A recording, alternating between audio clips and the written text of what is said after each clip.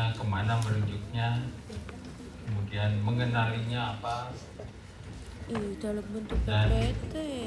Enggak kok. Ada yang akut, ada yang kronik. PPT lu ah. Kalau di download di PDF. Ya, definisinya. Orangnya kayak gini. Tuh enggak PPT kan. Aku Bisa dari Google sih buka sebagai gambar. Bisa nggak ya dimasukin ke Notes? relawan. Apa yang dimaksud definisi ini?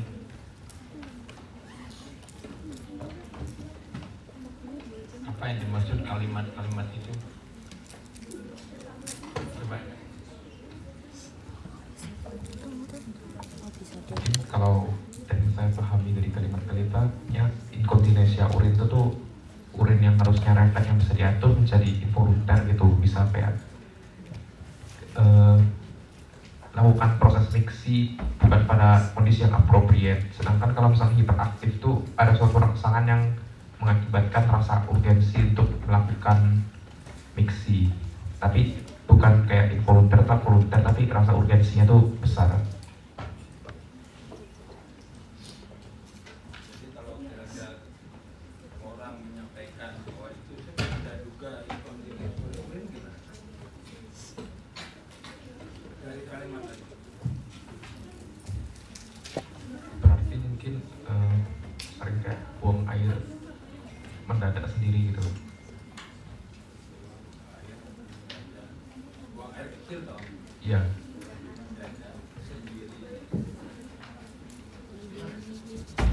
Maksudnya biasa kan orang kalau buang air itu di tempatnya pada waktu tertentu gitu dan bisa ditahan. Tapi kalau misalnya orang-orang begini mungkin kayak Jangan gitu. bisa aja kayak tiba-tiba udah Tidak disadari. iya. Tiba-tiba keluar. Karena dia tidak mengetahui keluar.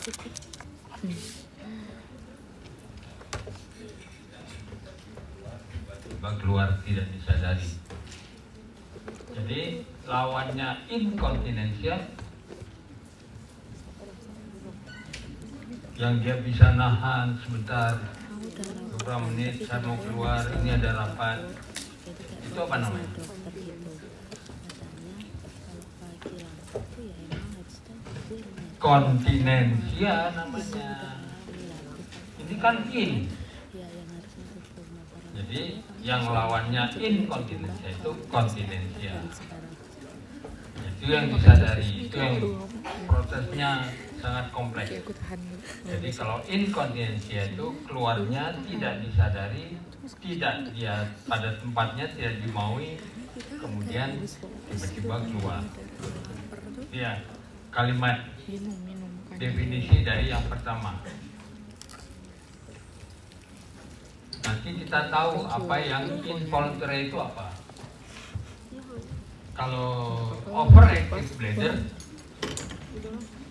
gimana? Enggak. Itu tadi inkontinensia urin. Jadi ada keluar dia. Sudah keluar dia. Kalau overactive bladder apa? Kalimat.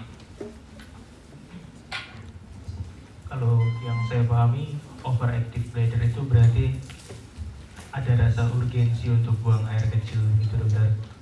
Baik rasa urgensi itu baik dia tiba-tiba keluar ataupun tidak.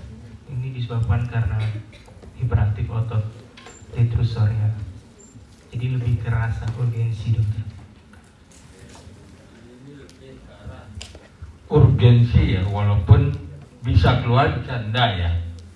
Jadi apa bahasa Jawanya, kebelet ya.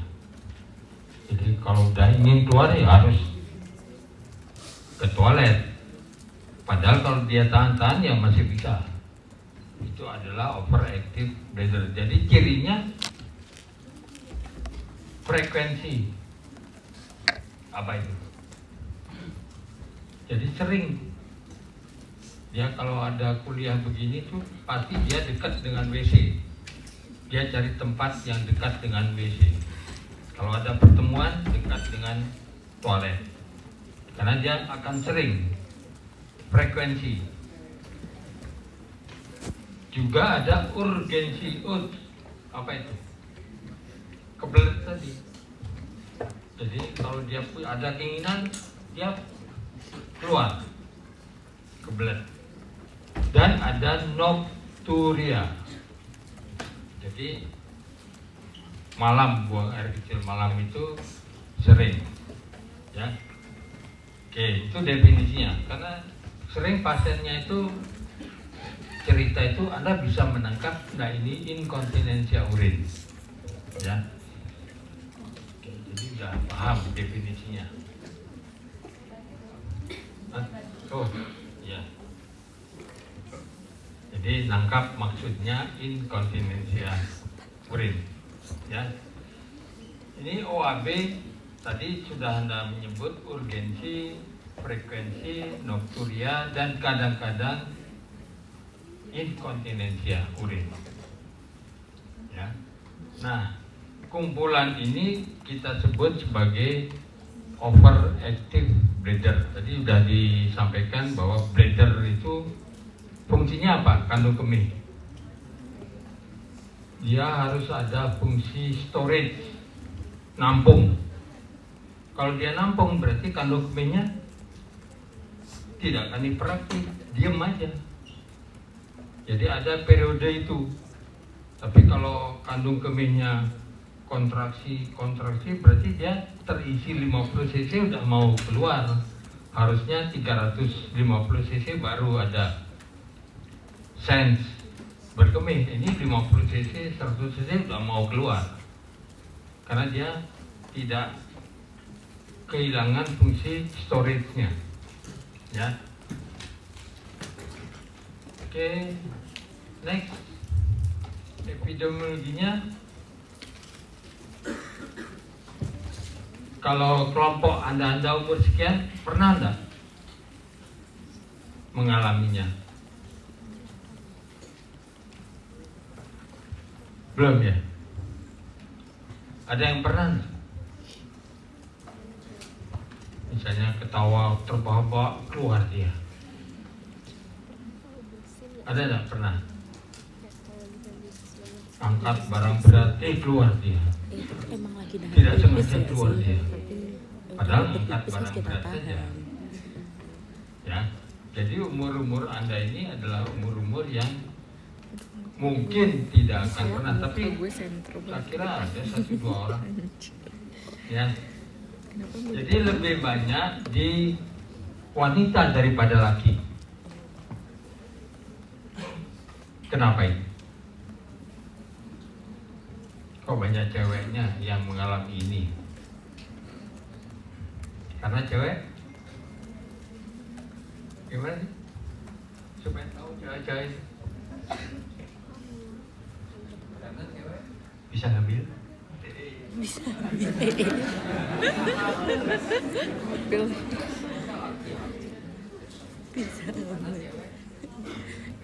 Uretranya pendek. yang pendek, salah satunya, ya.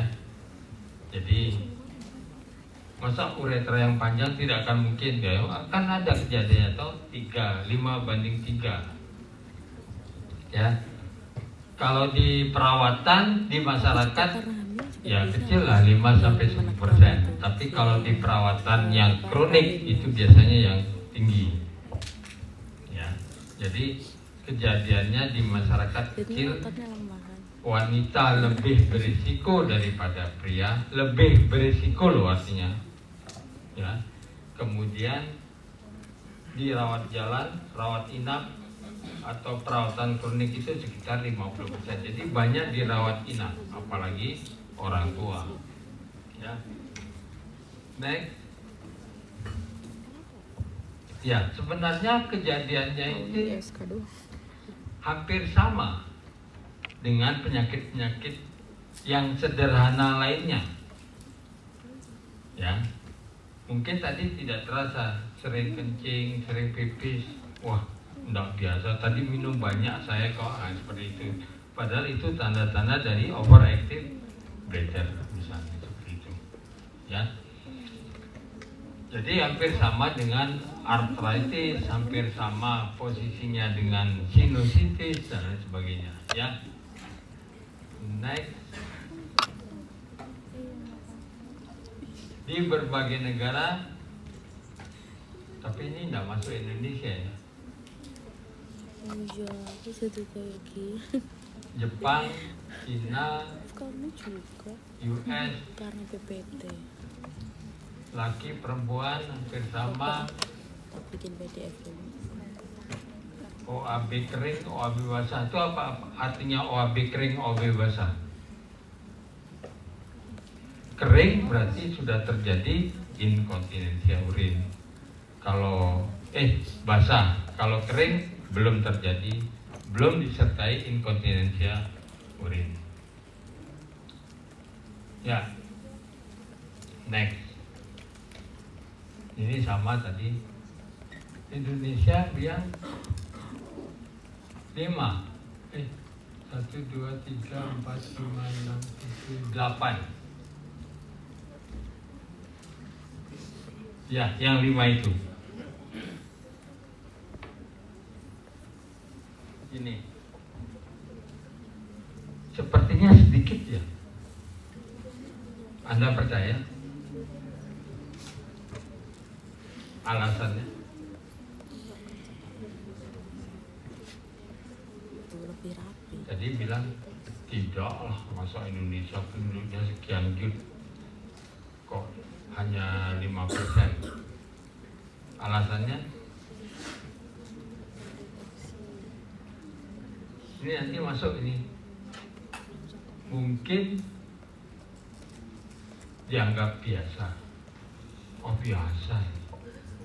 Satu.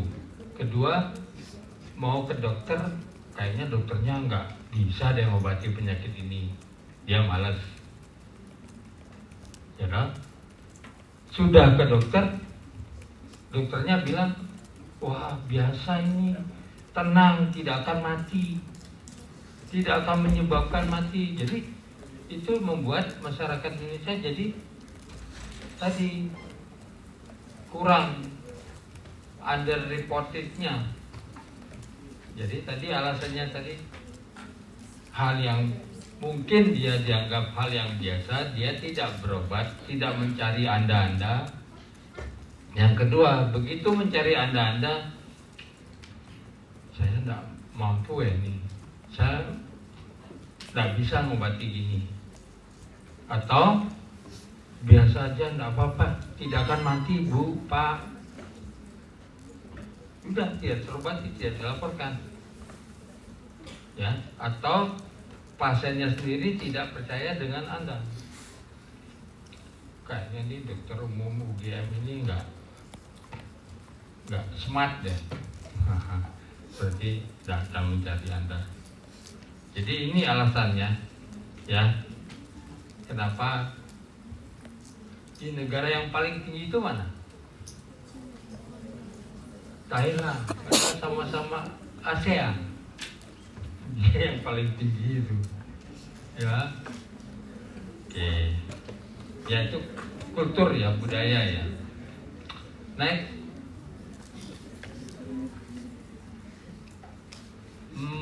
ini tuh, ini dia, kan kecil yang mencari pengobatan. Ya, itu tadi alasannya. Kemungkinan alasannya next. Tuh, malah ke herbalis ya, 14%. Ya toh? Kemudian banyak kemana? Dokter umum banyak dia. Jadi besok saya harapkan Anda bisa mendeteksi awal dan bisa merujuknya kemana itu harusnya. Apakah neurologi, dokter Emma, ya. Apakah saya, dokter Dewa. Kalau saya mesti syaratnya apa? Tua. Kalau nggak tua akan saya tukar. Atau kebidanan. Kenapa bisa kebidanan? Prolaps. Prolaps vagina, prolaps uteri. Atau wah ini urusan perkemihan. Kemana? Urologi. padahal nggak ada yang dioperasi.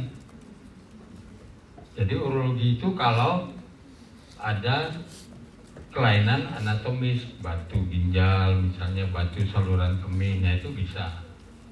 Jadi di sana pengetahuan Anda mau kemana merujuknya, ya, dan itu harus paham. Jangan salah rujuk. Ada batu ke saya, ya, kemudian ada tua ke dokter Ema. Jadi harus harus smart di situ, ya.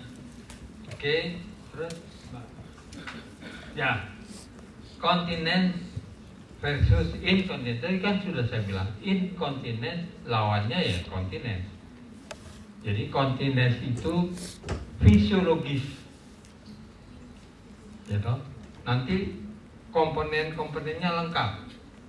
Nanti yang akan diceritakan oleh Dr. Emma, bagaimana peran saraf di situ, saraf pusat, saraf perifer, bagaimana, apa saja sarafnya, ya. Oke, next. Ya, problem tersembunyi tadi sudah terus.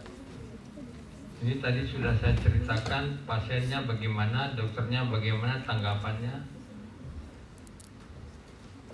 Nah, tadi kan dokternya bilang tenang aja Bapak Ibu tidak akan meninggal gara-gara ini. Berarti kalau tidak meninggal yang terganggu,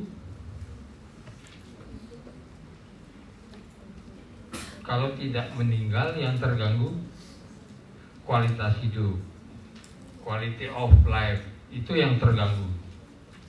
Ini fisik, iritasi kulit, bisa roboh. Kok bisa ya? Roboh. Gimana kok bisa roboh? Jatuh pasiennya. Jatuh. Apa?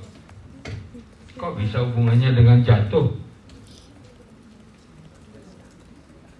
Kepleset. Jadi belum sampai toilet dia tercecer-cecer loh, diinjak, kepleset, jatuh. Itu biasanya pada orang tua. Itu bagian saya, ya. Kemudian bisa isolasi, depresi orangnya, jadi menyendiri, ya. Tadi mencari tempat yang dekat toilet, dia sendiri di situ. Orang pada di sini ketawa-ketawa, dia sendiri di situ. Kalau ada begitu, Anda harus sadar loh ya. Tanyakan inkontinens atau bukan dia. Ada temanmu yang begitu.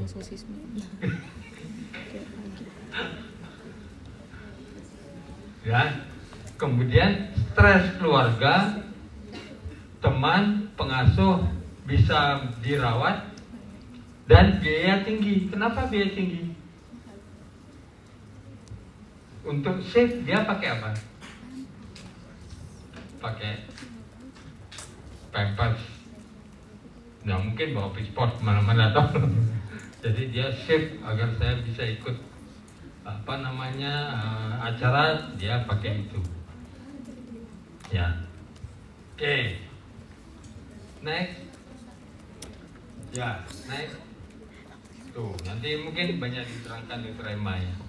Jadi proses kontinens yang fisiologis itu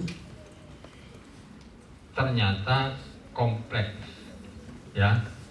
Kalau bicara organnya dari otak, tulang belakang, kemudian kandung kemih, saraf tepi kandung kemih, otot dasar panggul.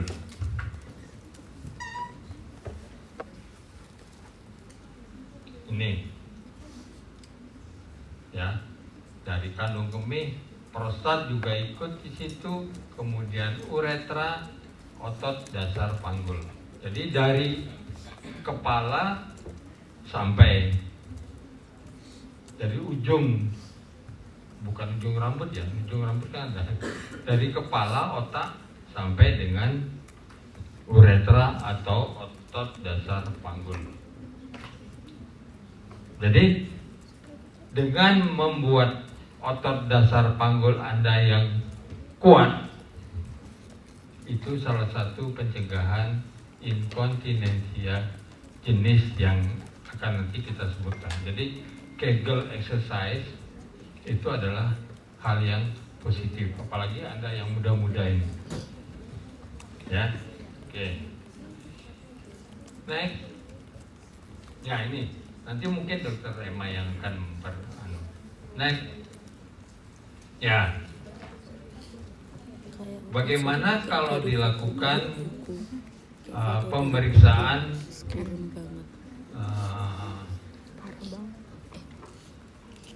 sistografi oleh urolog? Jadi pada kondisi normal urin akan muncul, niat untuk berkemih itu setelah volumenya mencapai 400-500. Berarti dia berfungsi sebagai storage, penampung dulu. Ya. Penampung dulu, tenang ini. Kandung kemihnya tenang. Begitu 400 baru muncul. Itu pun masih bisa ditahan oleh otot uretra externum, tahan. Otot dasar panggul juga biasanya orangnya udah gini supaya tidak keluar. Tapi kalau itu dibiarkan aja ya akhirnya bisa keluar. Tapi apa yang terjadi pada inkontinensia tipe OAB ini? Jadi di isi 50 aja udah naik mau keluar. 50 lagi juga mau keluar. Itu yang menyebabkan terjadinya frekuensi. Jadi kalau ada teman Anda yang bolak-balik ke WC gitu, bisa dicurigai ini bukan inkontinensia tapi OAB. Jangan-jangan kamu OAB ya? Kalau bolak-balik nggak ada 5 menit keluar lagi. Ya keluar memang, tapi ya sedikit. Masuk lagi, keluar lagi, masuk lagi, keluar lagi, ya seperti itu. Ya, itu ciri frekuensi pada OAB. Terus, nah, apa yang terjadi pada tipe stres? Tadi baru tipe urge, urgensi. Cirinya bolak-balik ke belakang. Kenapa bolak-balik? Karena vesika urinaria tidak berfungsi sebagai storage dengan baik. Di isi 50 cc dia sudah kontraksi. Dia tidak tenang. Detursornya tidak tenang. Itu akan urge. Nah, apa yang terjadi pada stres? Ini tidak terkait dengan stres. Misalnya Anda mau ujian itu, wah, saya mau inkontinensia tipe stres, bukan itu. Tidak ada hubungannya dengan stres. Ini berkaitan dengan ini kelemahan otot dasar panggul. Ya. Apa yang terjadi kelemahan? Kalau ada stres, tekanan pada kandung kemih, dia akan mendorong kencing yang harusnya otot dasar panggung bisa kontraksi, nahan, ini longgar. Biasanya terjadi pada perempuan anaknya banyak. Anak banyak itu berapa ya? Di atas 2 itu banyak deh. Zaman dulu ada yang 10, ada yang 8. Jadi dia partus berkali-kali. Ya, itu menyebabkan kelemahan otot dasar panggul. Namanya tipe stres. Apa yang kita lihat dari orang itu? Kalau dia lihat dagelan, ketawa, terbahak-bahak, beser, keluar. Kalau dia batuk kuat, keluar. Kalau dia ngangkat barang kuat, berat, dia keluar. Itu ciri stres inkontinensia. Ya, cirinya banyak wanita, banyak anak, umur lanjut, dipacu oleh tekanan abdominal, batuk, ketawa, ngangkat barang berat, seperti itu. Udah tahu ya dua ciri tadi ya, urge dan stres. Obatnya lain. Kalau urge biasanya terkait dengan obat tertentu yang menenangkan tanduk kemih. Tapi kalau stres, latihannya Kegel, ya, atau obati yang menyebabkan dia tuh batuknya ditekan, ya tahu, jangan mengangkat barang-barang yang terlalu berat. Kalau ketawa dagelan ya jangan, jangan terlalu kuat, misalnya. Itu cara-cara menekan. Tapi walaupun udah kelemahan itu ya biasanya ya keluar sendiri. Siapa yang mengetahui keluarnya? Dia sendiri. Waduh, celana dalam saya kok basah dikit. Nah, itu yang modelnya. Ya, ini dua stres. Next, nanti ini yang bicarakan Dr. Emma ya nanti ya. Kemudian next, terus, oke. Ini mungkin terkait dengan aktivitas mixinya, ya toh, jalur-jalurnya, ya, mana jalur sarafnya, mana jalur saraf simptomatik, simpatis, parasimpatis, mana jalur somatiknya. Oke, naik. Ini di tingkat otot detrusornya. Kenapa detrusornya itu kok tidak tenang? Kok dia gelisah, selalu kontraksi, ya toh? Jadi ini ada hal-hal yang harus diperhatikan, ya. Jadi ini kontraksinya, kalau ini relaksasinya, nanti terkait dengan pilihan obatnya, ya. Ini parasimpatis, simpatis. Jadi simpatis itu merilekskan, kalau parasimpatis itu mengkontraksikan, ya. Next, oke. Tadi udah sudah stres yang kita kenal, dua ya. Ada yang overflow. Cirinya adalah retensi urin. Jadi jangan lupa kalau ada keluhan begini, Anda periksa vesika urinarinya, teraba atau tidak. Kalau teraba berarti retensi urin. Kok bisa keluar urin? Padahal dia retensi urin. Itu yang dimaksud dengan overflow. Biasanya ada batu, ada struktura, ada tumor. Ini yang model overflow incontinent ini yang dirujuk ke urologi. Jangan dirujuk ke saya. Nanti saya lempar lagi ke urologi. Karena perlu tindakan-tindakan operatif. Jadi udah 3 ya. Urge, stress, overflow. Yang keempat, mix, gabungan. Biasanya yang gabungan itu adalah antara stres dengan urge.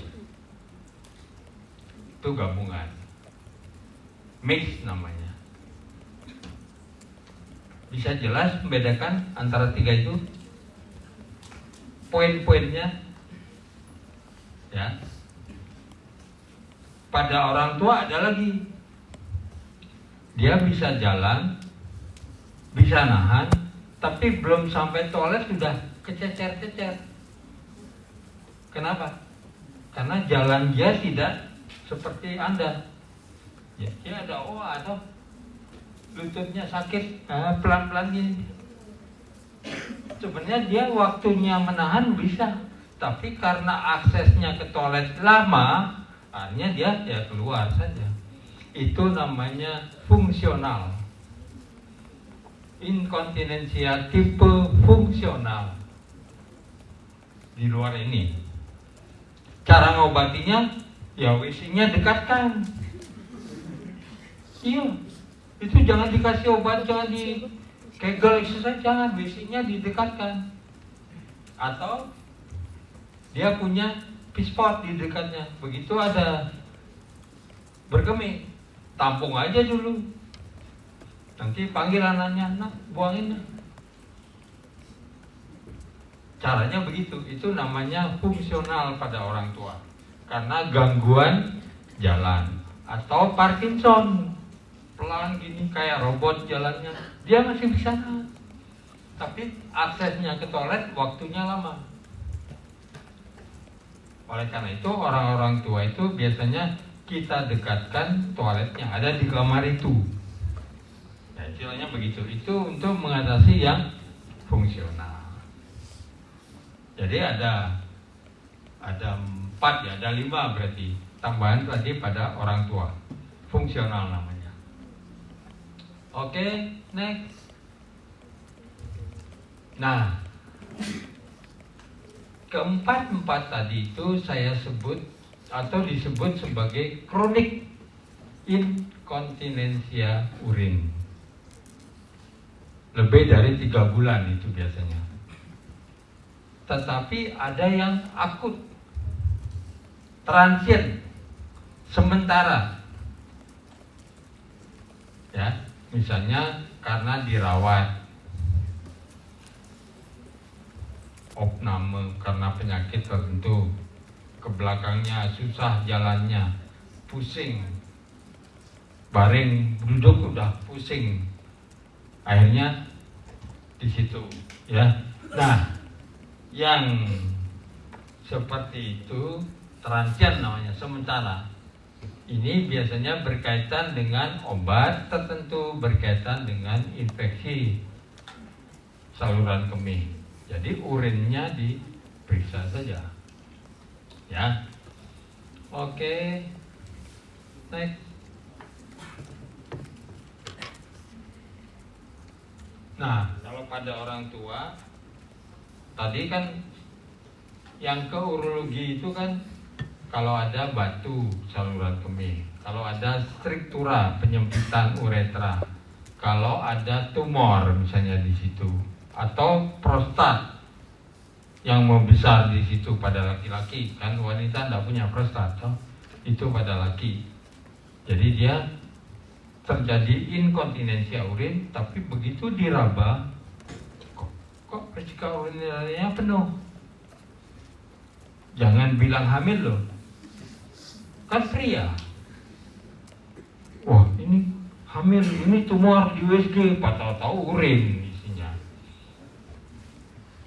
Ada itu, banyak itu, bukan banyak sih, pernah terjadi seperti itu.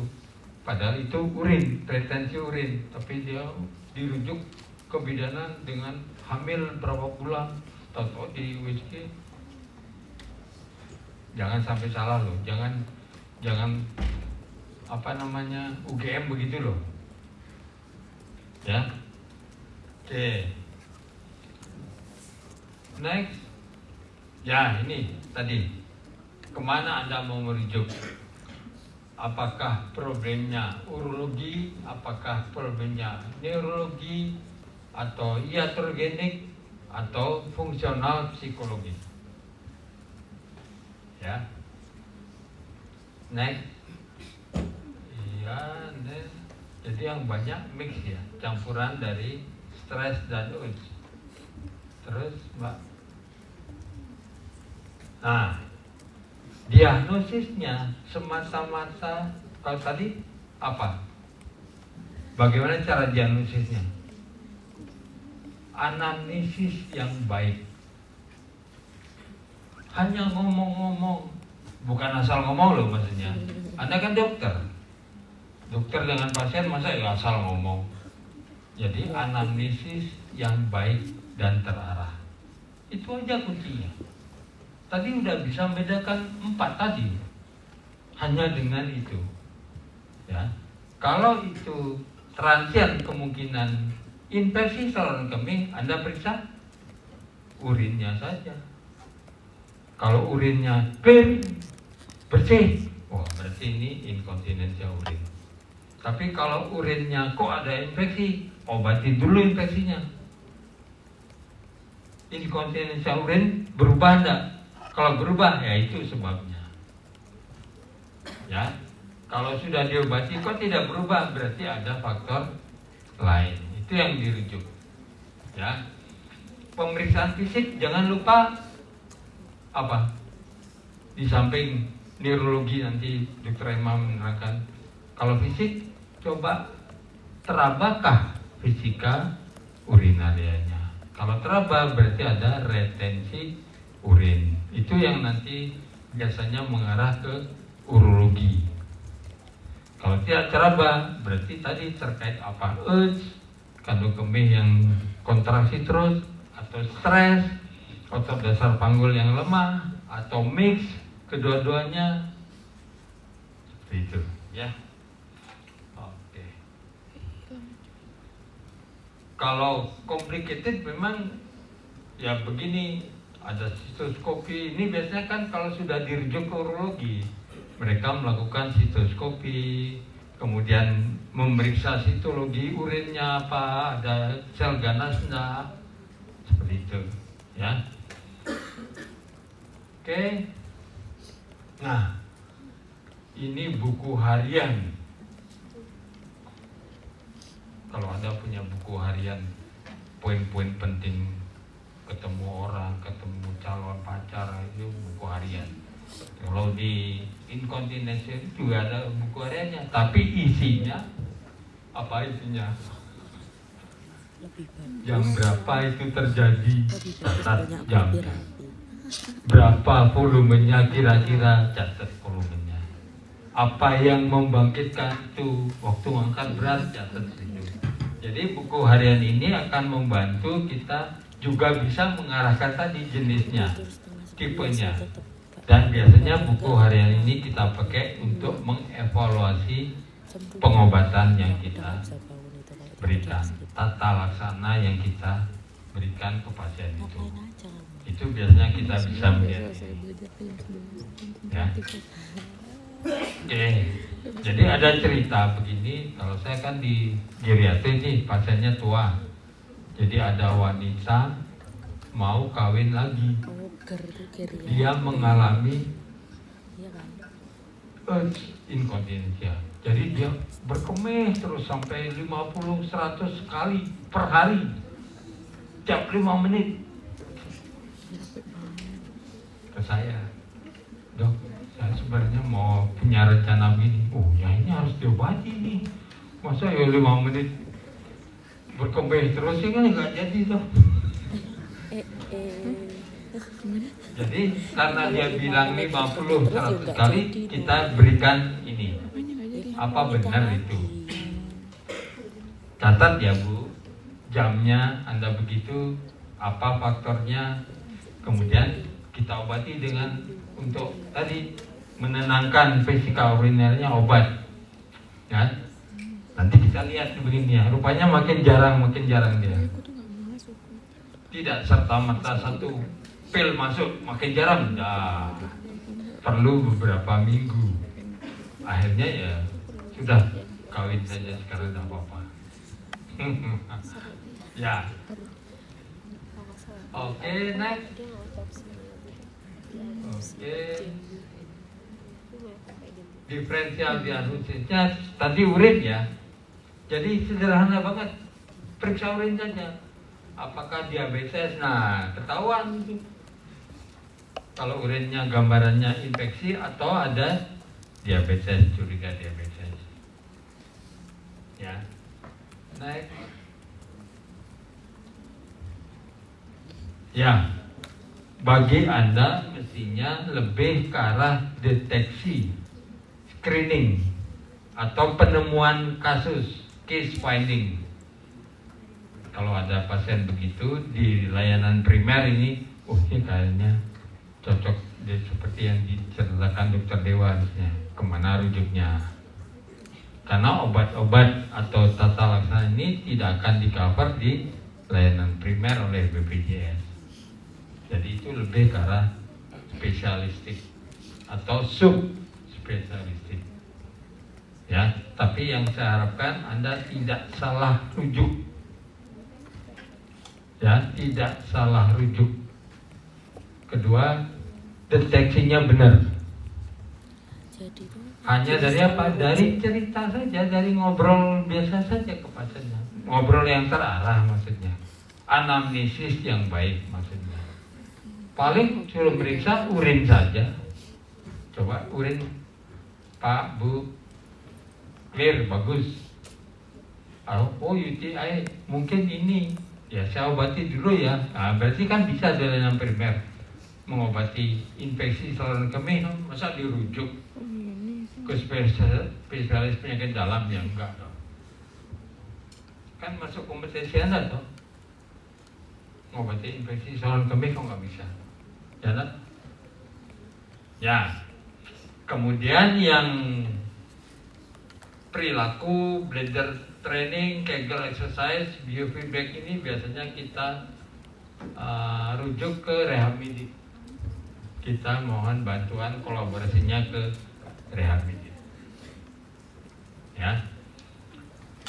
Operatif berarti mengarah ke urologi atau ginekologi. Tapi beliau belum pernah melihat prolaps nggak? Belum ya? Kebidanan tahun berapa itu ya? Hah? Ada di ini ya, blog ini juga. Ada blog ini tentang prolap uteri yang menyebabkan inkontinensi ya. Belum ya? Belum. Oke, next. Nah, ini obat-obat yang bisa kita. Jadi tidak selalu inkontinensi urin jawabannya obat. R. Yang mana yang jawabannya obat? Kira-kira dari saya cerita awal ini, infeksi bisa antibiotik. Yang kronik, yang urgensi, yang stres, yang jawabannya urgensi yang bisa. Yang overactive, bladder. Itu yang ada obatnya. Ya, dan masuk BPJS itu obatnya. Ya. Oke, ini contohnya dari yang ada di Indonesia biasanya tolterodin ada ini. Kemudian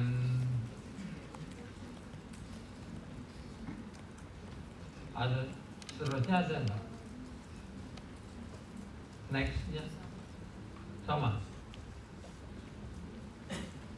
Estrogen itu oke, ya. Teruskan, Pak. Oke, terus ini obatnya mungkin nanti aja deh. Saya kira itu yang bisa sampaikan. Ada pertanyaan nggak? Nggak. Terima kasih untuk kesempatannya. Saya ingin bertanya, apakah dari anamnesis saja bisa kita bedakan antara OAB dengan diabetes insipidus? Insipidus. Terima kasih. OAB dengan diabetes insipidus. Kalau diabetes insipidus kan urinnya banyak. Kalau ini kan sedikit-sedikit. Pada OAB kan sedikit. Tadi kan gambarnya 50 cc aja dia sudah mau keluar. Kalau diabetes insipidus kan konsentrasi urinnya dia terganggu sehingga banyak urinnya. Bisa sampai 6 liter, 20 liter, 10 liter per hari loh. Kalau OAB enggak. Ya, betul. Ada lagi?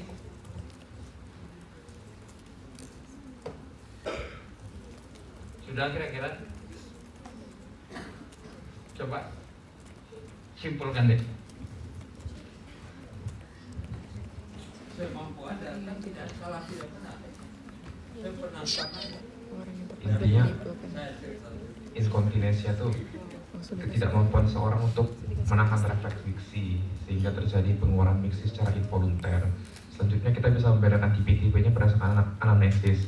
Misalnya urgensi, berarti ciri-cirinya orangnya sering melakukan buang air kecil tapi dengan volume yang kecil, dan kita bisa lihat misalnya dia tuh suka duduk di dekat kamar mandi begitu.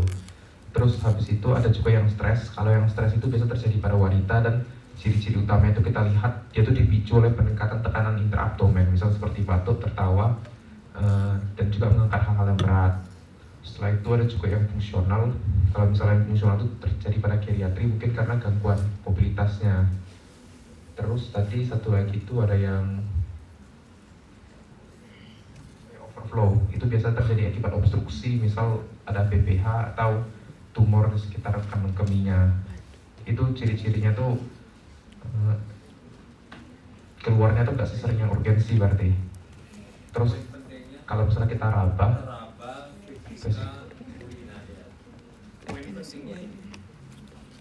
kalau overflow harus teraba fisika urinaria karena dia retensi urin.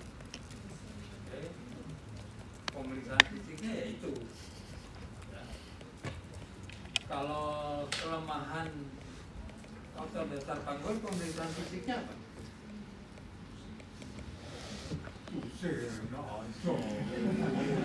Kamu yang senang. Rektal tusuk. Apa? Jadi kan kelemahan otot dasar panggul itu pakai apa? Terus dia jawabnya mungkin rektal kita tusuk. coba elicit responnya gitu nggak? Apa? Kita tes suruh dia batuk gitu. Nah, itu salah satu bisa. Ini pemeriksaan fisik itu kan anamnesis. Pemeriksaan fisik kelemahan otot dasar panggul. Coba kita tekan. Kan ya sama saja. Belum ya? Oke. Itu biasanya ada di rehab medik. Jadi ada dimasukkan barang ke vagina. Kemudian disuruh mengejan kekuatannya berapa. Dan itu menjadi pedoman mereka melakukan Kegel. Berhasil apa enggak Kegelnya? Itu loh maksudnya. Jadi itu lebih ke sub spesialis ya, ke rehab medik ya, rehabilitasi medik. Ya, biasanya Kegel itu. Atau sekarang anak-anak muda ini kan banyak senam Kegel kan, Senam Kegel. ya kan? Untuk nanti menyambut suami. Oh iya. Nah, Udah mewah. supaya puas suami. Gimana senamnya? Nah, itu Iva mau coba. muda perempuan tapi tidak tahu, mungkin tidak bisa diukur. Karena apa? Wah. Senam Kegel. Kenapa nggak bisa diukur? Ya kan masih tinggi toh. Oke, ya. Ircin. Saya kira itu ya yang bisa saya sampaikan. Saya mohon maaf mau menghadiri Dr. Heni terbuka. Ya. Atur nuhun. Nggak, tapi ngomong juga gitu. Iya, maksudnya beda gitu. Excited. Tapi sumpah, gue mendengarkan beliau berkonsultasi dengan pasiennya sangat semangat sekali. Lu pernah lihat Waktu minta tanda tangan, gue nungguin di depan ruangan ininya. Sangat semangat. baru sampai langsung udah tak buang ke trash kak itu Mbak. Oh itu berslide-slide itu tergabung dalam satu ya? Itu kayak gabungin beberapa slide jadi satu ya? Iya. 2 slide atau berapa slide jadi 1 page. Assalamualaikum warahmatullahi wabarakatuh. 17 slide. 2 slide jadi 1 page. 34 Tadi sudah dialog dengan Dokter Dewa. Jadi agak muter ya, teman-teman belajar klinisnya dulu. Sekarang kita akan mempelajari terkait basic. Kenapa di sini dingin sekali? Oke, saya agak kesini. Saya juga ngeliat. Jadi udah Jadi saya yakin teman-teman sudah pernah belajar ini di anatomi, tentu bagaimana refleks miksi dan seterusnya. Tapi kemudian kita diminta untuk belajar jauh lebih dalam lagi terkait reseptornya, kemudian neurotransmitternya, gitu ya, dan bagaimana jika terjadi kelainan. Jadi walaupun yang akan kita bicarakan nanti adalah hanya terkait miksi atau perkemihan, mungkin hanya akan melibatkan vesika urinaria, uretra, dan juga sphincternya, gitu ya, baik yang involuntar maupun voluntar muscle-nya. Tapi ternyata persarafannya itu sangat kompleks. Bahkan akan mungkin terjadi inkontinensia apabila terjadi demensia misalnya, atau terjadi Parkinson, yang itu jauh sekali letaknya dari bladder, gitu ya, dari area-area di pelvis. Jadi di sini nanti kita akan melihat bagaimana sih sisi neurologi dalam memandang inkontinensia. Gitu. Ketika ada terjadi kelainan di bladder, uretra, apapun itu, baik mulai dari infeksi hingga sesuatu yang sifatnya mass atau structural, pasti akan mengganggu, itu jelas, itu terlihat.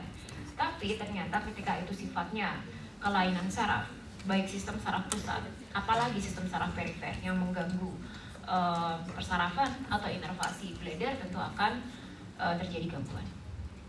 Oke, ini akan kita belajar nanti bagaimana efek atau peran sistem saraf perifer, kemudian sistem saraf pusat dalam miksi, kemudian bagaimana sebetulnya kontrolnya, baik dari sistem saraf perifer maupun dari sistem saraf pusat. Dan nanti kita akan melihat ketika terjadi gangguan saraf, gitu ya, gangguan saraf, apa yang akan terjadi pada problem miksi seseorang. Oke, jadi kita akan belajar di sini untuk tracknya hanya pada lower urinary tract. Jadi kita nggak akan ngomongin ginjal, kita nggak akan ngomongin ureter, hanya bladder ke bawah, gitu ya. Nah, lower urinary loop atau lower urinary tract atau tractus urinarius bawah itu sebetulnya terhadap miksi dia sudah tidak akan melakukan perubahan dari konten. Jadi kandungan ureanya yang akan dikeluarkan dari ginjal sekian dan seterusnya, dia tidak akan mengobati atau mempengaruhi konten. Dia murni hanya apa? Storage. Dia hanya berfungsi untuk storage dan kemudian dikeluarkan untuk mixing. Itu akan dilakukan terhadap kucing. Iya, tahu. Ini dilakukan secara Pakai safari kali ya. berapa jam sekali teman-teman harus pipis secara normal? Normalnya rentangnya berapa jam? 1 jam sekali? Kalau habis minum kopi mungkin, atau habis minum diuretik mungkin. Tapi kalau normal, minum biasa, tidak pada saat puasa dan seterusnya, dalam waktu berapa jam? Tidak kedinginan juga, 4-6 jam, minimal 1 kali harus ada pipis gitu. Dan tadi Dr. Dewa sudah memberitahukan bahwa setelah 350 itu sudah mulai ada urge untuk void, udah kebelet, tapi masih bisa nahan nggak? Masih. Sampai berapa? Sampai dia pelan-pelan mengisi kurang lebih hingga setengah liter gitu. Jadi ada waktu untuk kemudian baru kebelet pipis banget gitu ya, kebelet pipis sampai kebelet pipis banget, yang artinya sudah sangat distended vesika urinaria hingga tadi bisa sampai overflow.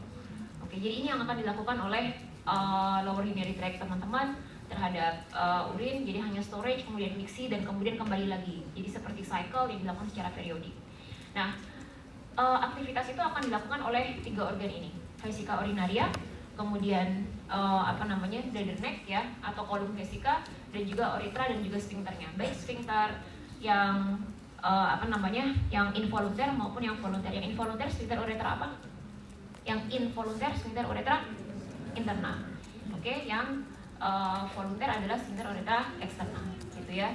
Jadi bladder berfungsi untuk storage, bladder neck ini kalau bladdernya sudah merasa dia sudah distend, maka kolum vesika atau sphincter uretra interna dia akan langsung buka karena kita nggak kontrol, gitu. Jadi ketika teman-teman udah kebelet pipis banget, itu sebetulnya pipisnya sudah hanya tinggal ditahan oleh sphincter uretra eksterna aja, gitu ya. Karena yang interna ini akan langsung terbuka secara normal, secara langsung. Kemudian setelah itu uretra hanya akan dilewati.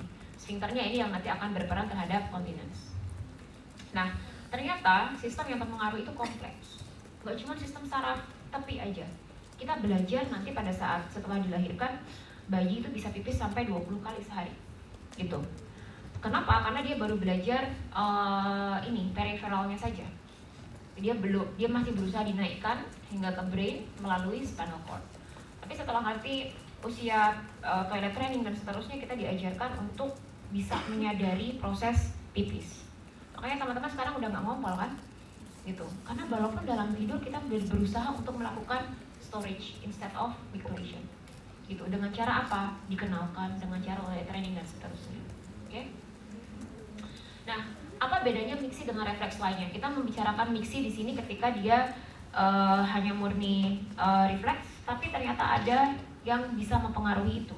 Yang namanya refleks itu mau diputar dimanapun dia tidak akan mempengaruhi awareness. Jadi refleks bicep misalnya, bisa ditekan nggak? Bisa. Kalau bicepsnya diminta untuk kontraksi, tapi kita aware kan? Gitu. Tapi mixi, walaupun kita tidak aware seperti tadi, misalnya oh lagi kuliah nih, masih bisa ditahan kok pipisnya. Jadi ada perintah, tapi sekali perintah aja. Ya, sekali perintah aja, tahan dulu pipisnya. Gitu.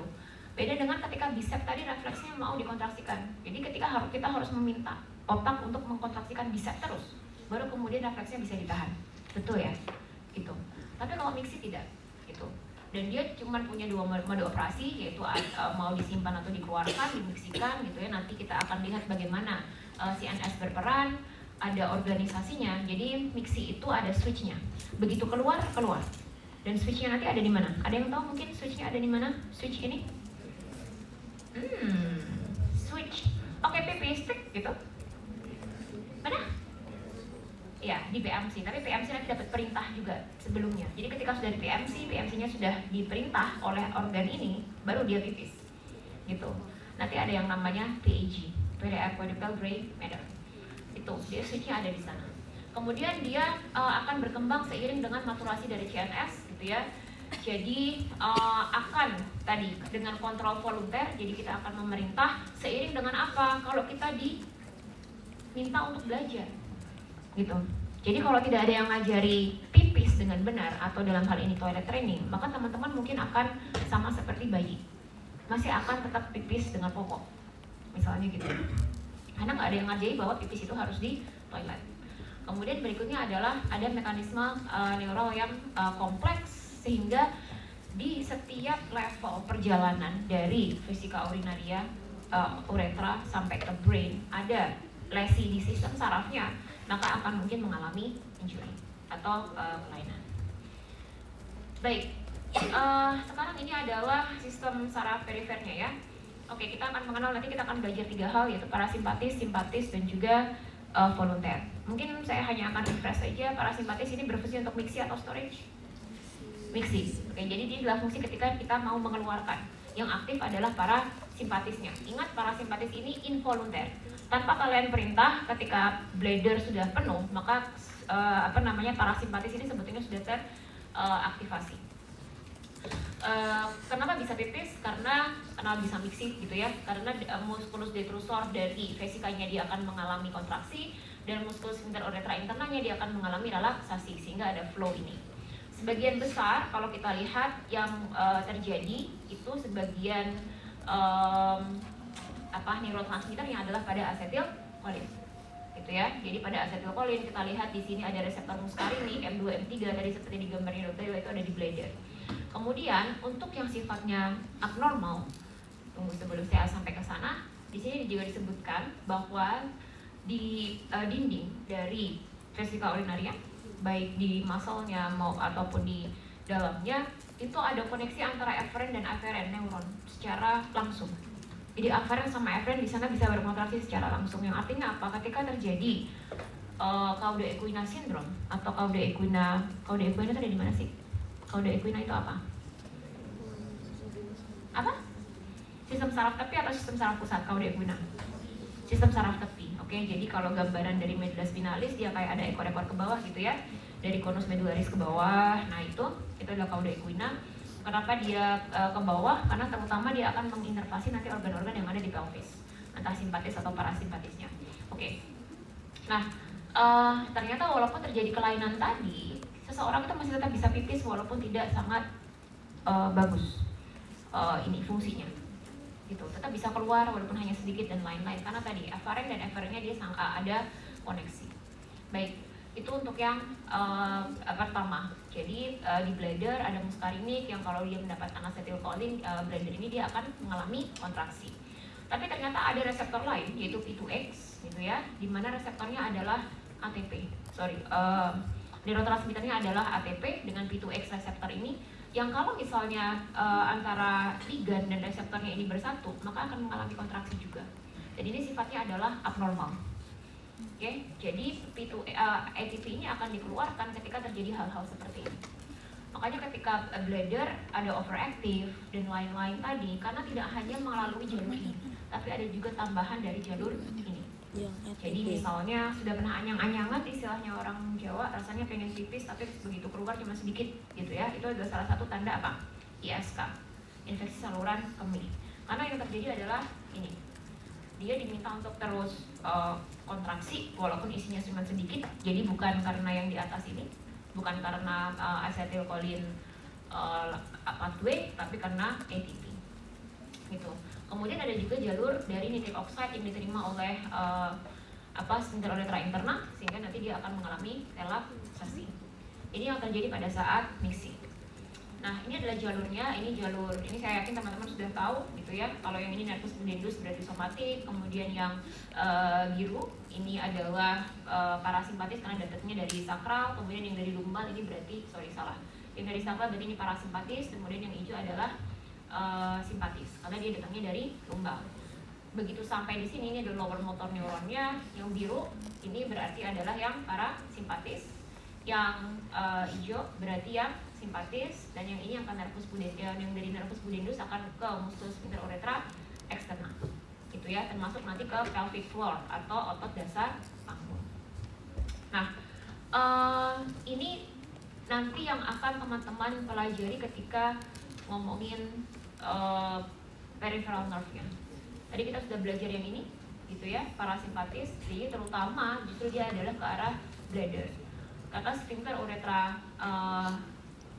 interna itu nanti terutama akan diinervasi oleh yang simpatis. Baik, berikutnya adalah simpatis.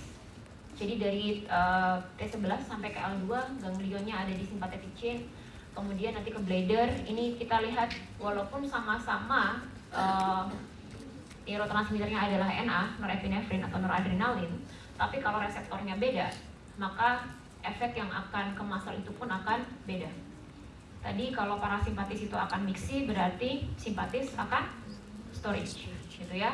Berarti harapannya bladder akan mengalami relaksasi biar dia bisa mengembang gitu. Kemudian bladder neck atau sphincter uretra interna dia akan mengalami kontraksi agar tidak keluar.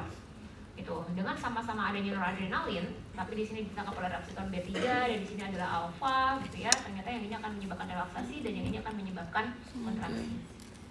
Gitu. Nah, kemudian somatic nerve yang tadi kalau digambar tadi dia warnanya adalah kuning.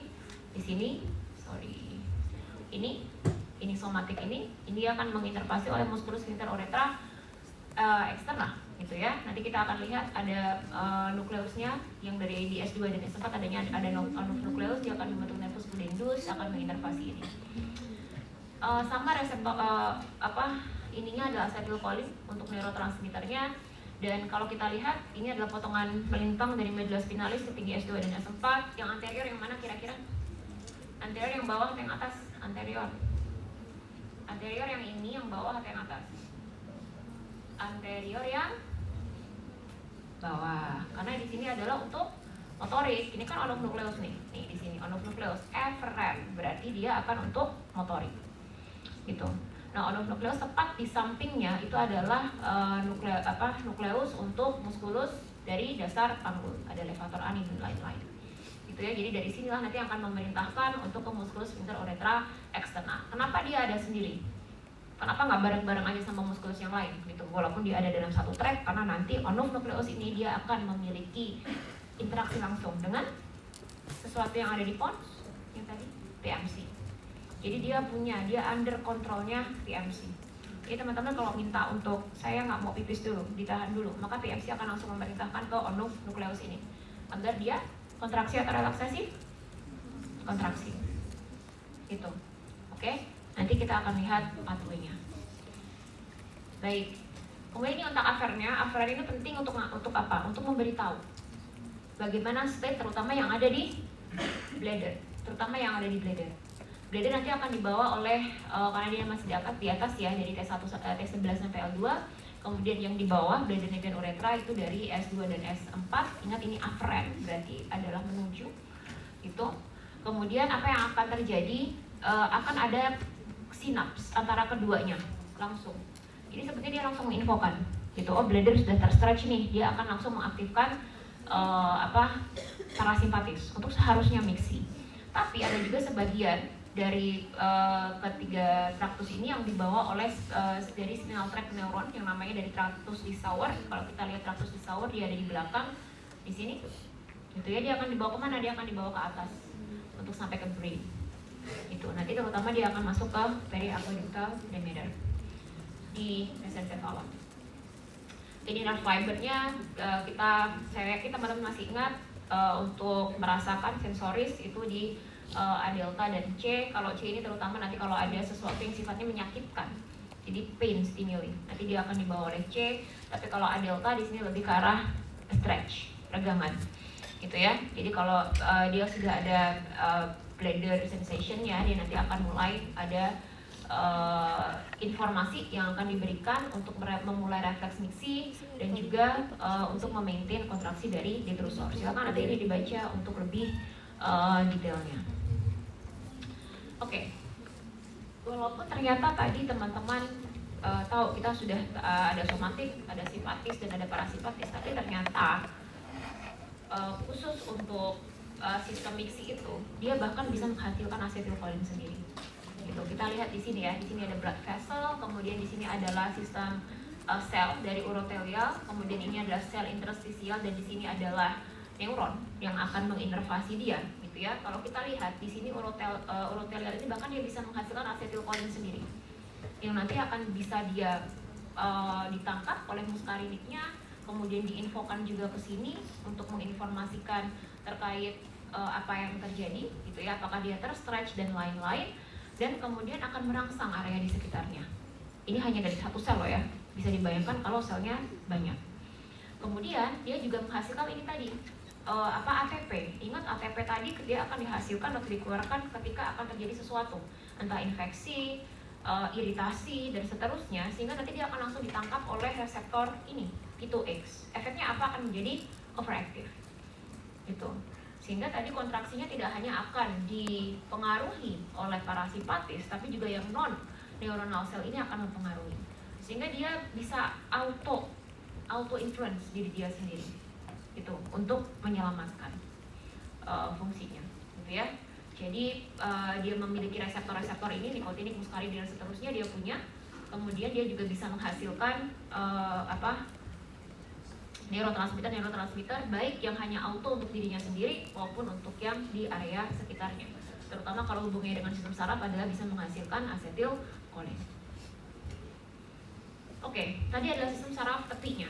Kita tadi sistem saraf tepinya ada di area yang ada di sekitar panggul saja ya, ada di area sekitar ini panggul. Nah sekarang kita lihat bagaimana sebetulnya tadi sistem saraf pusat dalam mempengaruhi inervasi dari lower urinary tract. Kita sudah lihat ini di S2 S4 berarti simpatis atau parasimpatis? Parasimpatis. Onofnucleus berarti somatik yang nanti akan ke sphincter ureter externa, kemudian simpatis ya di T11 sampai L2. Nah, brainstem dan juga cerebrum ini adalah yang hal baru. Gitu. Brainstem nanti akan mempengaruhi di pons, di sini ada PMC, Pontine Micturition Center, kok bergerak-gerak. Kemudian ada Pontine Storage Center, dan di mesencephalon ada periaqueductal demirer, dan yang lainnya ini karena dia memproduksi neurotransmitternya. Kemudian di sistem saraf pusatnya di cerebrumnya sendiri nanti ada area-area ini yang terutama adalah area-area untuk membuat keputusan, terutama prefrontal gyrus. Itu. Jadi ini alurnya nanti akan kita lihat lebih lanjut. Nah, yang pertama spinal cord. Spinal cord itu tentunya fungsinya sebetulnya adalah untuk apa? Spinal cord sendiri sistem saraf pusat atau tepi?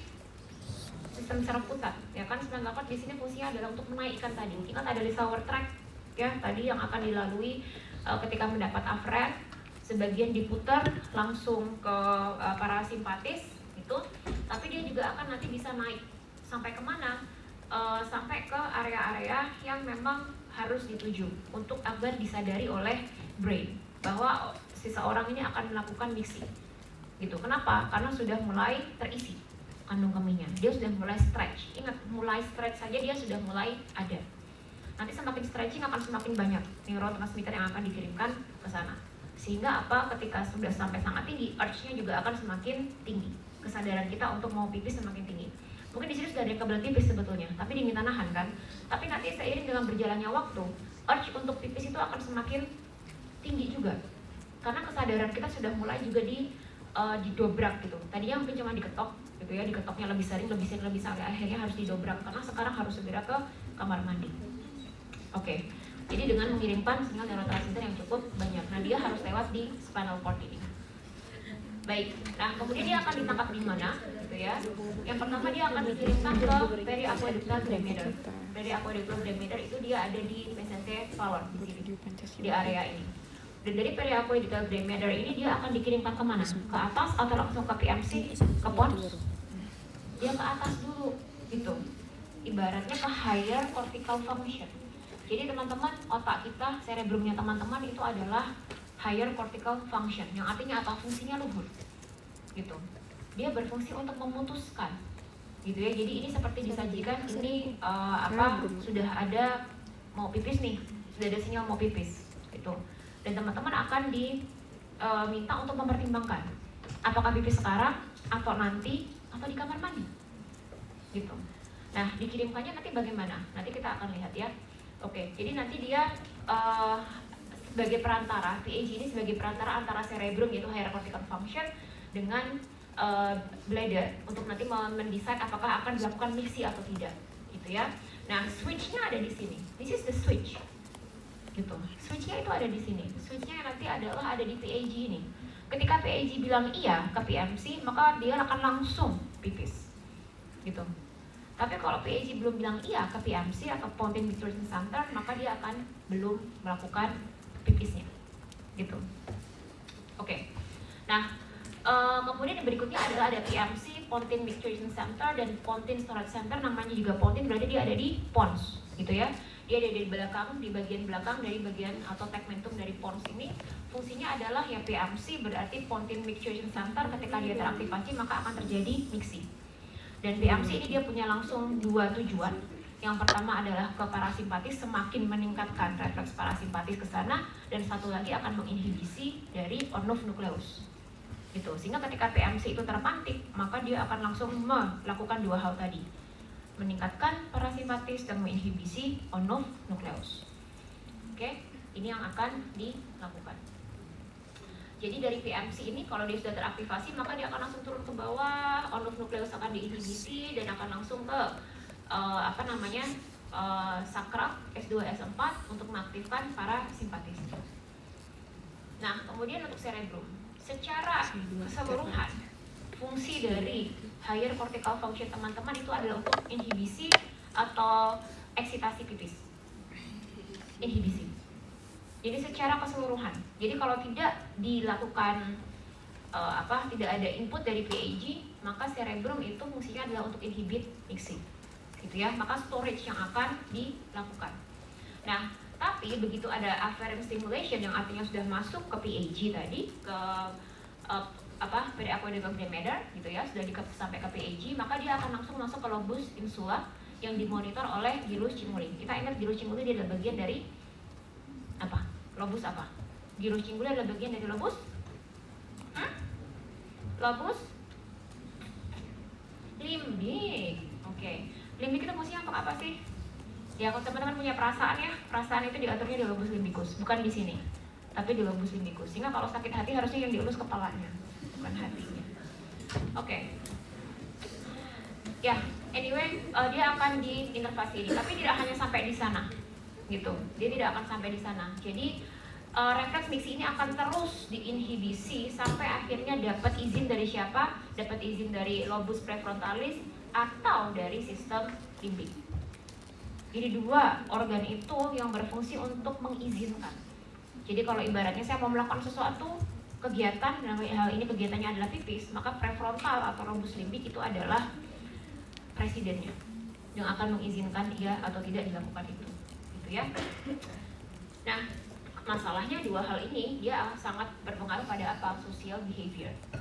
Jadi kalau teman-teman biasa dilatih pipis di tempat, saya nggak tahu mungkin Gen Z kan ini ya, mungkin dari awal dulu tempat pipisnya sudah selalu duduk. mungkin akan bingung ketika ke WC jongkok. Ini gimana pipisnya? Paling nggak itu terjadi di anak saya. Karena di rumah kita biasanya melatihnya di tempat duduk. Jadi ketika dia dihadapkan pada WC jongkok, itu dia merasa bahwa ini adalah bukan tempat pipis. Saya nggak bisa pipis di sini. Karena tadi learning behavior-nya adalah tempat untuk pipis itu harus bisa untuk duduk. Gitu. Begitu juga melatih pipis pada laki-laki, berbeda dengan wanita. Wanita duduk ya, laki-laki nanti walaupun awalnya dilatih dengan duduk, lama-lama akan berdiri. Gitu. Sama saya juga punya anak laki-laki, begitu dia usianya sudah gede, kan kita harus arahkan kalau ke mall kan pipisnya di tempat laki-laki. Dia nggak tahu cara pakai urinoir, karena di rumah nggak ada. Jadi dia merasa bahwa itu bukan tempat untuk pipis. Akhirnya dia mencari ke WC wanita, di mana bisa duduk. Gitu. Nah, hal seperti itu yang harus dilatih. Akhirnya nanti peran ayah di sini sangat penting untuk melatih untuk bisa ke urinoir dan lain-lain, gitu ya. Karena kenapa? Ketika sudah sampai ke prefrontal, sudah sampai ke lobus limbik, maka social behavior di sini adalah sesuatu yang menjadi sangat penting. Termasuk maaf, cebok dan lain-lain ya. Gitu. Makanya kalau bule ke Jepang misalnya bingung banget ada bidet misalnya, atau bingung banget kalau sampai ada semprotan, ini mau buat apa? Biasanya kita cuma pakai tisu, misalnya gitu. Oke? Tapi anyway itu yang biasanya kita lakukan. Jadi teman-teman proses mungkin sekedar pipis aja, hanya sekedar mengeluarkan pipis aja. Ternyata itu adalah sesuatu yang harus dipelajari. Sejak kapan? Sejak kecil. Itu sehingga habit yang baik juga harus diterapkan. Nah ini yang terjadi. Oke. Jadi ketika ada input sakral tadi ya, afferent, yang berarti sudah ada stretch dari bladder, dia akan dikirim kemana? Sampai ke periaqueductal glomerular. PEG berarti sudah sampai mana? Mesencephalon. Dari mesencephalon dia akan dikirim kemana? Tadi akan ditangkap oleh insula yang akan dioversi oleh gyrus cimuli, terutama di bagian anterior. Nah dari cimuli ini akan diputar ke prefrontal, bahkan dari prefrontal nanti nanya ke talamus dulu, dari talamus ngirim sinyalnya ke hipotalamus, kemudian prefrontal nanya ke basal ganglia, dan seterusnya, bahkan sampai ke cerebellum dan lain-lain untuk memastikan apa? Bahwa ini adalah area yang safe untuk kemudian bisa pipis. Oke? Kemudian input outputnya akan dia dapatkan dari mana? Dari prefrontal, utamanya dari situ, gitu. Dari prefrontal atau mungkin juga dari hipotalamus bisa juga, kemudian dikirim lagi ke PAG, ke periaqueductal glomerular.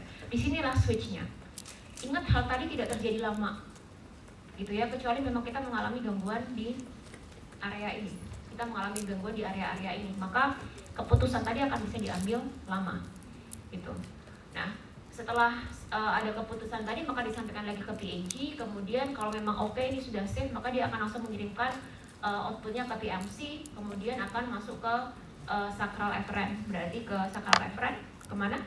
Ke parasimpatis, plus juga untuk inhibisi dari onuf nucleus. Itu yang akan dilakukan. Oke, nah ini kemudian untuk storage dan mixing. Ketika terjadi storage, maka yang diaktifasi adalah sphincter uretra externa. Diaktifasi artinya dia akan selalu dalam keadaan kontraksi, gitu ya. Tapi inhibisinya adalah terjadi pada parasimpatis agar tidak menginervasi detrusor untuk dia kontraksi. Nah, akhirnya akan menjadi refleks dari uretranya adalah guarding. Gimana caranya biar bladder tadi tidak keluar isi di sana, karena di sini kita mau storage, gitu ya. Aktivasi dari nervus clavicusnya, kemudian organisasi dari interneuronal dan lain-lain. Ini yang terjadi, gitu. Karena dia dari simpatis, gitu, dia akan mengkontraksikan bladder outlet, dari sphincter uretra internanya juga akan teraktivasi, kemudian akan menginhibisi aktivasi dari detrusor, gitu. Dan ini nanti yang ini kesini berarti adalah untuk afferentnya, gitu ya. Nah, afferent ini juga mengirimkan sinyal ke onuf, gitu ya, sinyal ke onuf bahwa ini masih belum penuh, gitu. Nah, makanya terjadi storage. Tapi kalau terjadi mixi, makanya tadi ada intense bladder efferent, jadi semakin intens. Jadi kalau baru kebelet tipis baru 300 sampai 300 ml masih biasa, pengirimannya masih oke, masih bisa. Tapi semakin banyak ini akan semakin tinggi. sehingga akan mengaktifkan tadi refleks spinobulbospinal di PAG, dan sampai akhirnya nanti ketika sudah sampai switch ke PMC, artinya proses yang ada di cerebrum sudah terjadi, gitu ya, karena sudah sampai ke PMC. Nah, kemudian maka akan mengaktifasi parasimpatis. Di sini parasimpatis akan teraktivasi langsung dari PMC ya. Dari PAG kalau sudah oke akan mengirimkan sinyal ke PMC. PMC nanti akan langsung mengaktifkan 3 hal. Menginhibisi simpatis, mengaktifasi parasimpatis, dan menginhibisi on-off. Gitu. Sehingga pudendus juga akan terinhibisi. Maka apa yang terjadi? Outflow dari urin, mixing. Oke, ini adalah storage dan ini adalah mixing yang terjadi. Semakin kita lihat ada hijau, berarti sudah ada pengaruh parasimpatis. Karena tadi parasimpatis walaupun dia involuntary gitu ya, tapi tetap akan ada input dari atas yang berfungsi untuk memerintahkan. Terutama yang penting adalah inhibisi dari dengan adanya input dari PMC tadi akan lebih meningkatkan lagi kontraksi dari bladder dan relaksasi dari sphincter uretra interna. Nah, dari apa yang saya terangkan tadi, proses mixing atau urinary outflow itu tidak hanya sekedar refleks. Memang pertama akan belajar refleks dulu. Tapi bayangkan kalau misalnya semua yang terjadi tadi tidak ada perintah atau tidak ada government dari otak, maka teman-teman begitu mencapai 300 dia akan langsung dikeluarkan. Gitu. Kalau nggak harus dilaporkan sampai ke PAG, kemudian tidak koordinasikan ke seluruh anggota di cerebrum sehingga PMC ada switch gitu ya. Maka benar-benar ketika hanya refleks saja, maka sirkuit antara simpatis dan parasimpatis tadi hanya akan berputar gitu aja. Gitu. Begitu penuh keluar. Ini seperti yang terjadi pada bayi baru lahir. Gitu. Begitu penuh keluar. Dia belum ada urge atau keinginan untuk ini harus ditahan, belum ada karena kita belum meminta, belum sampai ke kesadaran. Tapi begitu seseorang itu kontinen, gitu ya, continence, jadi seseorang yang normal, maka refleks untuk bisa mixi itu benar-benar dikontrol secara volunter.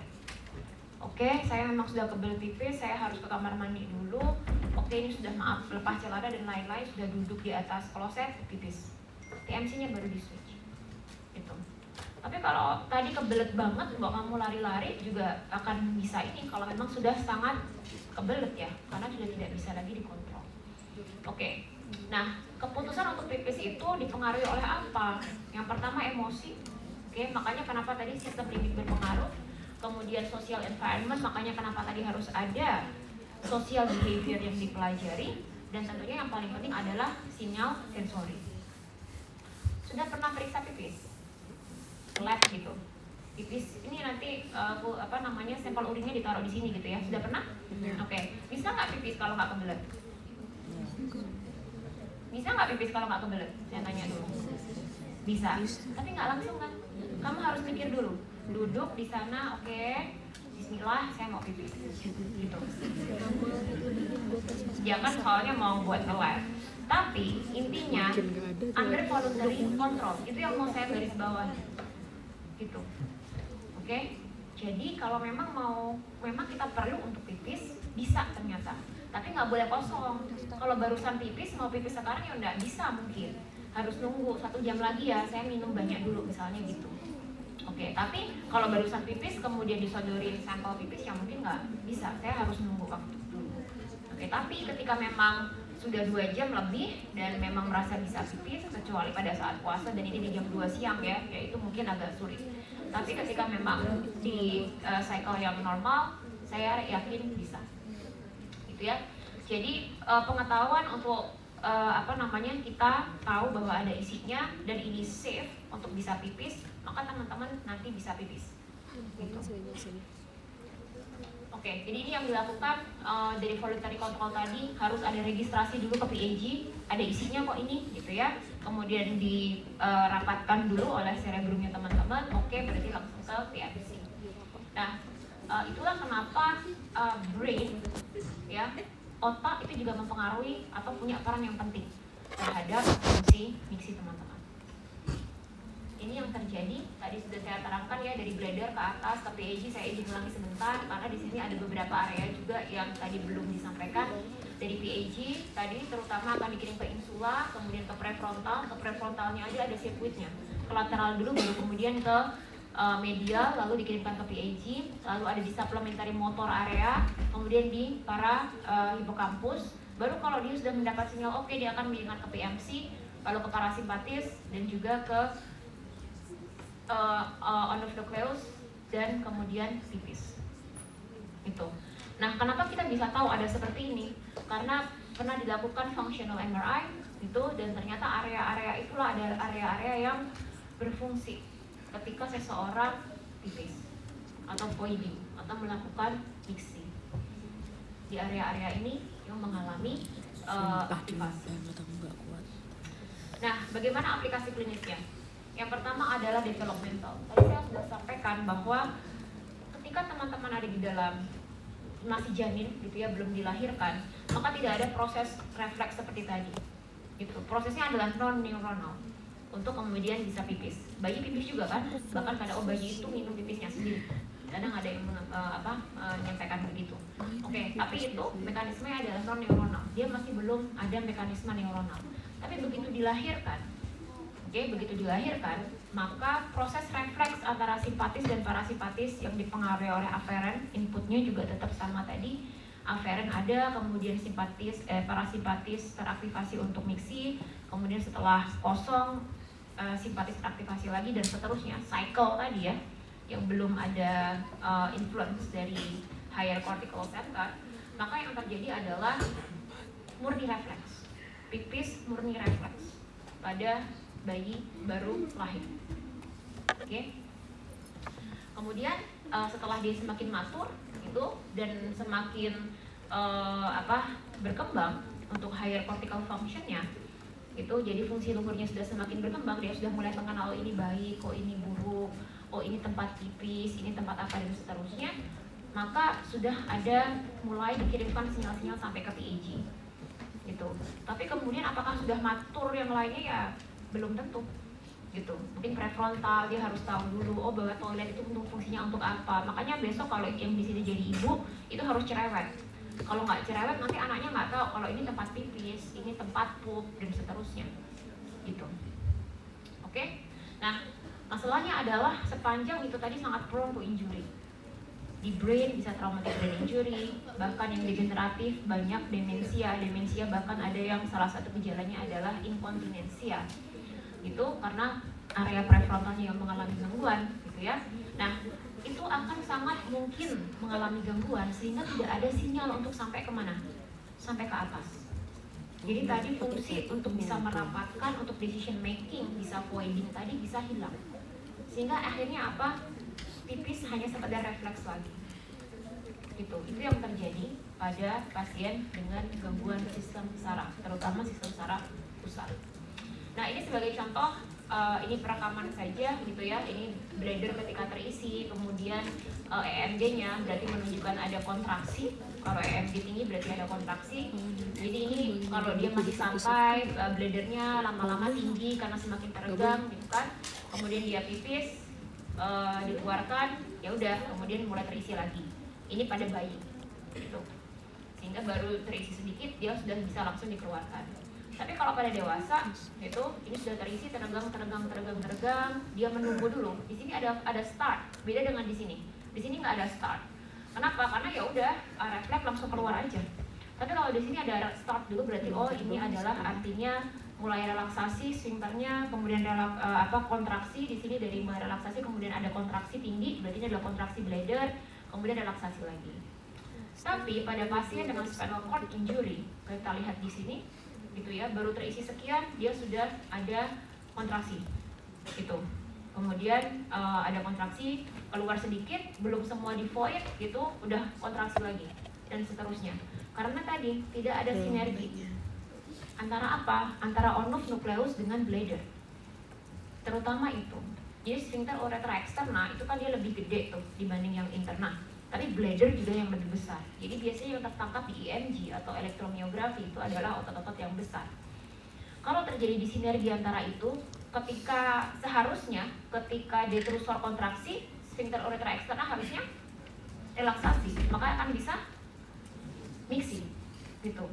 Tapi kalau terjadi disinergi, ya terjadi disinergi sama-sama kontraksi, karena tadi PMC tidak bisa memberikan sinyal ke onus nukleus untuk berhenti kontraksi, maka sama-sama terjadi kontraksi, bladdernya kontraksi, kemudian sphincter uretranya juga kontraksi. Dan itu yang terjadi yang kita sebut sebagai detrusor sphincter disinergia. Kasihan ya orangnya, dia merasa pipis gitu ya, tapi nggak bisa keluar gitu. Dan misalnya keluar pun hanya maaf crut itu hampir sama lah kayak tadi overflow incontinence. Tapi bedanya kalau overflow incontinence tadi dia nggak merasa pengen pipis, tapi kalau detrusor sphincter disinergi dia merasa ingin pipis. Biasanya terjadi pada spinal cord injury level torakal atau cervical, dimana di sini masih bagus kontraksinya karena parasimpatisnya masih oke kan, masih bisa kontraksi, tapi on-off-nya itu dia juga kontraksi karena tidak ada sinyal dari PAG atau PMC untuk kemudian merelaksasikannya. Oke, suprapontination. Suprapons berarti ada di mana kelainannya? Bisa di mesencephalon atau di atasnya lagi, gitu ya. Yang artinya nggak sampai ke PAG, gitu. Nah, kalau nggak sampai ke PAG, maka biasanya ya susah kita untuk menghindari tonik kontrol inhibisi tadi yang dari PMC, gitu. Jadi PMC-nya malah jadi sangat overaktif, gitu. Switch antara storage dan mixtion-nya jadi nggak ada, kesulitan di sana karena harusnya diatur oleh PAG, gitu ya. Oke, spinal cord injury seperti yang saya sampaikan tadi, kalau di atas dari lumbosakral maka akan terjadi tadi disinergia, tapi kalau terjadinya di area sakral atau lumbal maka akan terjadi yang namanya retensi, gitu. Karena terutama di sakral maka tadi parasimpatisnya akan hilang, dia bladdernya akan mengalami distended, over distension, gitu. Dia akan over distension, merasa pipis terus, nggak ada masalah gitu ya, apalagi mungkin afferent yang dari sana juga tidak bisa sampai naik ke atas, sehingga kalau terjadi incontinence namanya incontinentia overflow. Oke. Sudah? Teman-teman kalau mau baca silakan baca ini. Mungkin kalau membacanya di buku-buku neuroanatomi